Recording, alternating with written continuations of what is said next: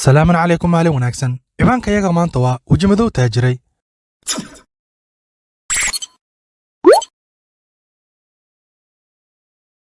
waddan kasta oo caalamka ka tirsan waxaa ku nool dad madow iyo dad cad haba ku kala duwanaadaana heerka madowga iyo caddaankaba kala duwanaanshada maqaarka jirka dadka ay leeyihiin ayaa dadka qaar wuxuu ka dhigay inay ku waayaanba xuquuqdii dadnimo haddii aad maqasho cunsuri ama midabtakoor waxa kugu soo dhacayso inta badan in ay tahay cunsuriyadda ka jirto qurbaha ama reer galbeedka waxaad arkaysaa gabdho la faquuqaya oo la midabtakoorayo keliya inay wataan xijaab ama midabkooda jirka uu yahay madow sidoo kale dhallinyaro ayaad arkaysaa la bahdilayo keliya inuu jirkooda madow yahay ama ay yihiinba qaxooti dhab ahaan waa arrin sax oo iyada oo marmarsiyada ay tahay wax macquul ah ilaan waxaa kaga duwan tahay diin ahaan jir ahaan iyo dhaqan ahaanba balse maxaan ku odhanaynaa qofka madowga ah ee cunsuriyeynaya qof madow asiga oo kale ah keliya inuu ka tirsan yahay qabiil lagu timbireeyey dulli iyo wax dhibnaansho iyadoo aysan jirin wax farqi ah u dhexeeyo kan wax cunsuriyeynayo iyo mid kale cunsuriyeynayoba waxaaba caadi iska noqotayba inaan daawano sida nin in la dilay keliya ubadkiisa oo ka tirsan qabiil la takooro iyo ubad kale oo qabiil kaloo iska dhaadhiciyey inuu sharfan yahay oo xooggan yahay ay labadoodaba isdooneen inay isguursadaan qabiilkan isla qaweyn ayaa iska dhaadhiciyey qura in labada qoysba ay isku khalmin sidaas darteed ay ninka kaga takhallusayaan ninkan wiilaa ka maqan adina gabar ka maqan bal horta ilaaha soo aruuriyo yiri kadib ayaa wada hadalka oo dhici kara wada hadal ayaa markaas dhici karo haddana waxay ku tiri taliyaha hortiisa ayay ku hanjabaaday dad baan diliyaa ay tiri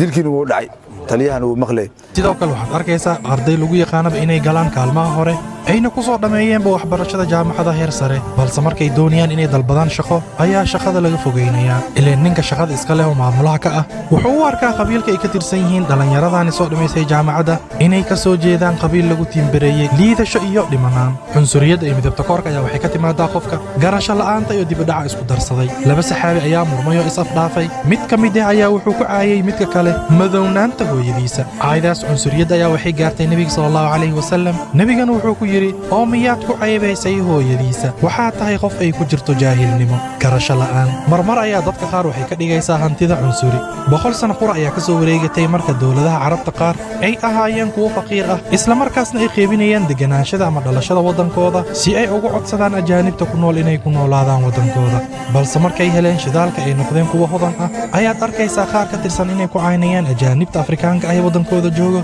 yaa cabdoo adoono taasoo kale waxay la mid tahay wiilka dhallinyarada ah ee ku soo barbaaray yurubta oo kala soo kulmayey cunsuri iyo midabtakoor kadib markuu dadaalo shaqaysto hanti heelo uu aruursado uuna yimaado waddankiisa ayaa laga yaabaa inuu iska saraysiiyo ehelkiisa iyo dadkiisa soomaalida eh keliya inay ka tirsan yihiin qabiil la takooro laga yaaba inuu cadaadiyo masaakiinta ku areeraysan isagoo isaga faanayo keliya inuu haysto hanti ilaahay wuxuu ka yidhi dadka noocaas ah insaanka ama dadka way qooqaanoo way kibraan oo isla weynaadaan marka ay dareemaan mid ka maarmo dadka kale qof markuu doono inuu ku bahdilo ama ku cunsuriyeeyo ku midabtakooro arrintaas inay sii socoto adiga ayaa u sabab ah ilaan qofkaani dareemaya inuu yahay dhibane hadduusan aqbalin eedda loo soo jeediyey isaga ama qabiilkiisaba ma aysan sii socoteen waxaad arkaysaa dadka qaar inay leeyihiin taasi waa caadi ilaan waxaan ahay afrikaan ama waxaa ka tirsanahay qabiil hebel oo la bahdilo taasina waxay dhiirigelinaysaa qofka gardarada badan in uu ku sii socdo isla weynadiisa midabka maaha waxaad adiga dooratay kala duwanaanshada midabka maqaarka iyo luqadaha oo wax loogu talagalay in laysku garto